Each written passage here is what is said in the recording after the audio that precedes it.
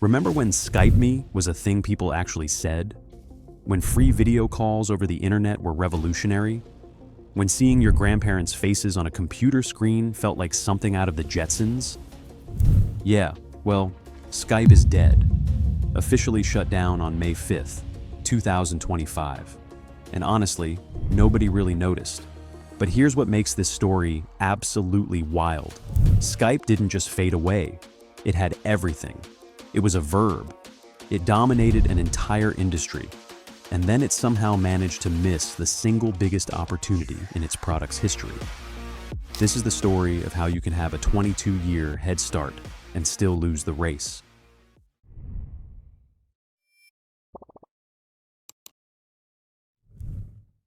Let's rewind to 2003. Two guys, Niklas Zennström from Sweden and Jonas Friis from Denmark, launched this thing called Skype.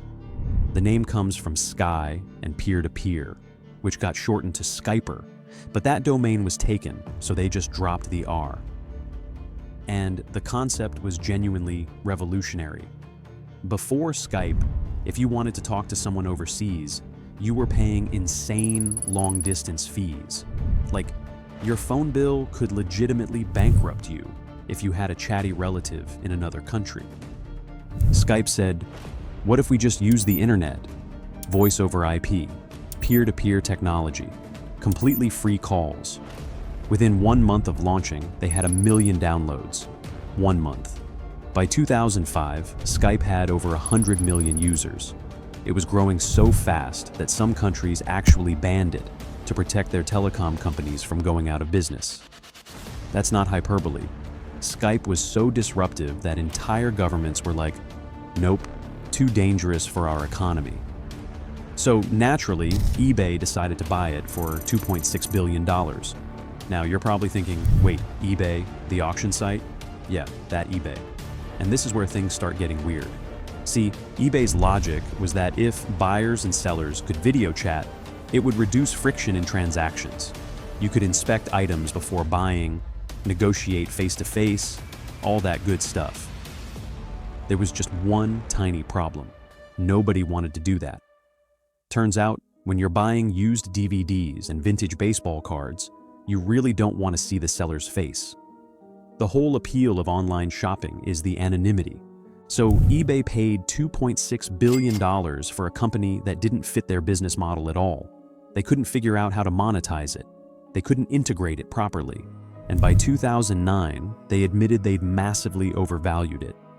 In September 2009, eBay sold 65% of Skype to a group of investors led by Silver Lake Partners for $1.9 billion. That valued the entire company at about $2.75 billion. So eBay basically took a huge loss.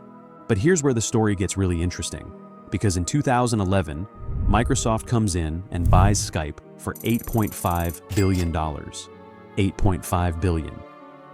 That's roughly 10 times Skype's annual revenue at the time. Skype had never been profitable, not once since it launched in 2003, and Microsoft just dropped $8.5 billion on it. And you know what? At the time, analysts thought it was a brilliant move. Microsoft was positioning itself for the future of communication. Video calls were exploding. Skype had 170 million users. Facebook and Google were both reportedly interested. Microsoft swooped in and grabbed it. The question is, what did Microsoft do with it? Well, not much, apparently. Microsoft bought Skype in 2011, integrated it into Windows, Xbox, Outlook, all their products.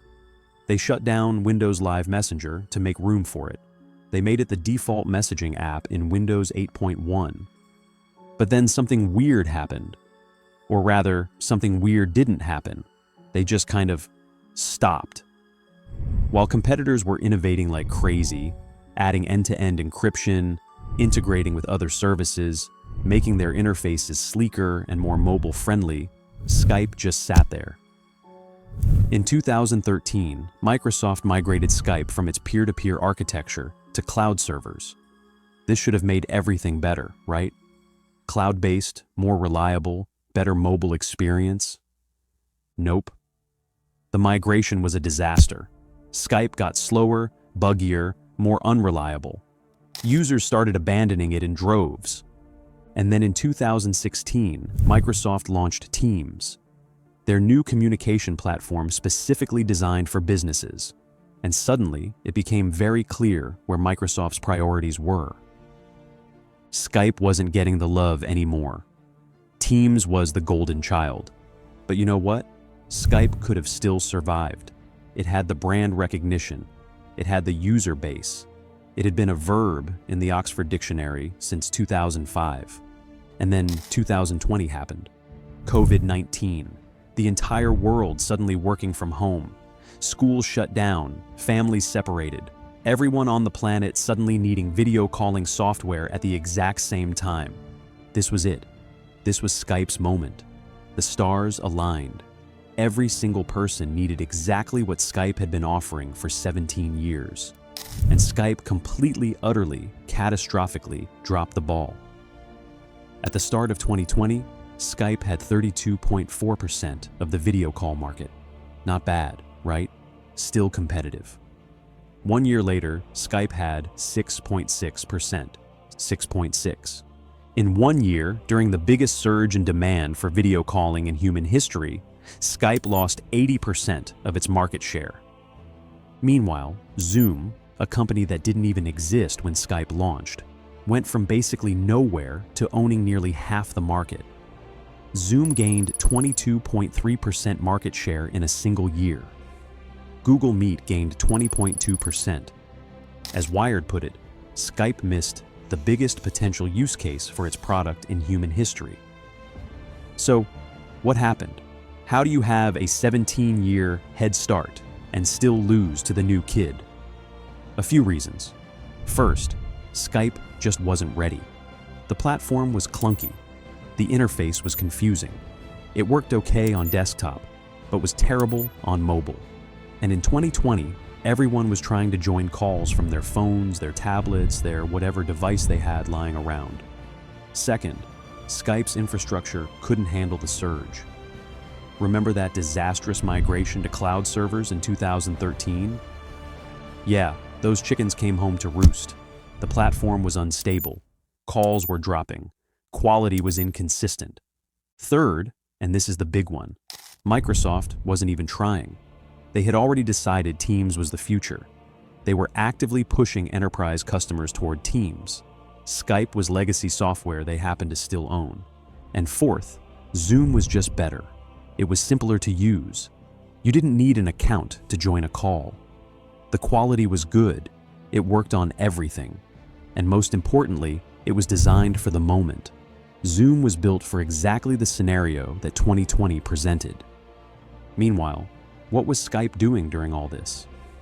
Well, they did try to capitalize on the moment. In March 2020, Skype announced a feature called Meet Now that let you start a video call without needing an account, exactly what Zoom had been doing from the start. But it was too little, too late. By the time Skype implemented features that Zoom launched with, the world had already made its choice. And here's the really brutal part. Microsoft's other product, Teams, did fantastically well during the pandemic. By July 2021, Teams had 250 million monthly users. Today, it's over 300 million. So, it's not like Microsoft couldn't compete. They absolutely could. They just weren't competing with Skype. They were competing with Teams. Which raises the question, why did Microsoft keep Skype around at all? Good question. For years after Teams launched, Microsoft insisted Skype and Teams served different audiences. Teams was for businesses. Skype was for consumers. They could coexist. Except they couldn't. The markets were overlapping. Features were duplicated. Resources were being split. And nobody could figure out why Microsoft was running two competing video call platforms. In February 2025, Microsoft finally admitted what everyone already knew. They announced Skype would shut down on May 5th, 2025. After 22 years, it was over. Users were given the option to migrate to Teams or export their data. That was it, the end of an era. And you know what's crazy? When the announcement came out, Most people's reaction was, wait, Skype was still running? That's how far it had fallen, from being a verb to being a punchline, to being completely forgotten. So, what's the lesson here? Well, there are a few. First, innovation doesn't stop. Skype was revolutionary in 2003, but revolutionary in 2003 means outdated in 2023 if you don't keep evolving. They built their reputation on being disruptive, then got complacent. Second, corporate ownership can be a death sentence. eBay bought Skype and had no idea what to do with it. Microsoft bought Skype, then built a competitor and slowly starved the original. Sometimes being acquired by a tech giant isn't the dream exit, it seems like. Third, timing isn't everything. Skype had a 22-year head start on Zoom, but when the moment came, they weren't ready, and Zoom was. Being first doesn't guarantee being best. And finally, brand recognition doesn't last forever. Skype was so dominant, it became a verb. But verbs can become obsolete. Ask Jeeves, Blockbuster, BlackBerry. Having the name recognition doesn't mean anything if the product doesn't deliver. The really wild thing is that Skype should have owned the pandemic era. They had everything in place: the technology, the brand, the user base, Microsoft's resources behind them. But Microsoft had already decided Skype's fate before the pandemic even started. They'd chosen Teams as their future, and Skype was just along for the ride until it wasn't convenient anymore. It's honestly kind of sad. Skype genuinely changed how people communicate. It connected families across continents. It made international business accessible to small companies. It paved the way for every video calling app we use today. But in the end, it became a cautionary tale about what happens when you stop innovating, when your owner stops caring, and when you miss the biggest opportunity your product will ever have. Skype is gone now. The domain redirects to Teams. The app is deleted. The service is shut down. But for a brief, shining moment in the early 2000s, Skype was the future. It just didn't stay that way.